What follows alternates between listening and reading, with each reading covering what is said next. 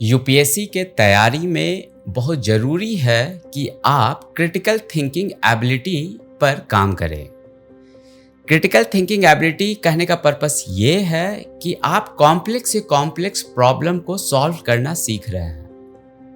Mains के जो questions हैं जिनमें डायरेक्टिव्स होते हैं like critically analyse, discuss, elucidate, explain, generally in directives की वजह से क्वेश्चन के जो आप आंसर लिखते हैं एग्जामिनर आपका वही क्रिटिकल एनालिसिस का जो आपका स्ट्रेंथ है वही देखना चाहता है।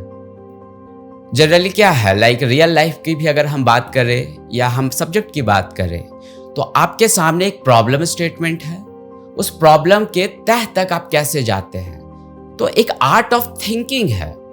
लेट्स से कि जैसे हम हिस्ट्री पढ़ते हैं तो हिस्ट्री में कोई कंट्रोवर्सी आ गया, लाइक फ्रीडम स्ट्रगल में एक कंट्रोवर्सी है कि कांग्रेस का एस्टैब्लिशमेंट एक प्रो ब्रिटिश ऑर्गेनाइजेशन है, कांग्रेस एक सेफ्टी वाल्व की तरह एस्टैब्लिश किया गया था। तो ऑब्वियसली ये एक स्टेटमेंट है, अब ये सही है गलत है, इसके कोर ट्रूथ पर आप कैसे पहुंचेंगे, वो है आर्ट ऑफ क्रिटिकल थिंकिंग।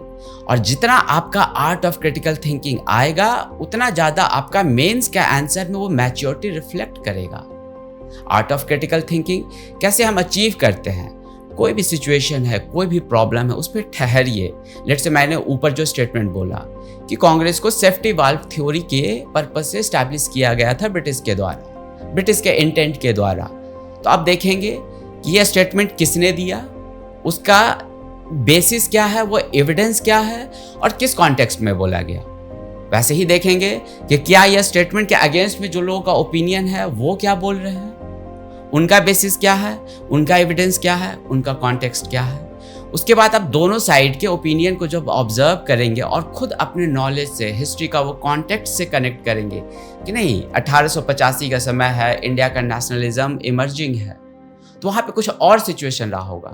तो जब आप इस तरीके से हर एंगल से सोचना सीख जाते हैं तो आप हर सिचुएशन को एक मैच्योरिटी के एंगल से सॉल्व करना सीखते हैं और देखना सीखते हैं। जितना ज़्यादा इस आर्ट ऑफ थिंकिंग को अप्लाई करके आप सारे सब्जेक्ट्स करंट अफेयर्स पढ़ेंगे, जो भी रिसेंट करंट के इशूज चल रहे हैं, let's say Russia Ukraine war या इजराइल गाजा का जो इशू चल रहा है, तो इन सारे चीज़ों पे आप अपनी एक आर्ट ऑफ थिंकिंग डेवलप करते जाइए। धीरे धीरे वो आपके पर्सनालिटी में एक मैच्योरिटी वाला रिफ्लेक्शन आने लगेगा, जो आपके आंसर में भी दिखने लगेगा और आपके पर्सनालिटी में भी दिखने लगेगा और आपको ये फाइनल सिलेक्शन में फिर मदद करेगा।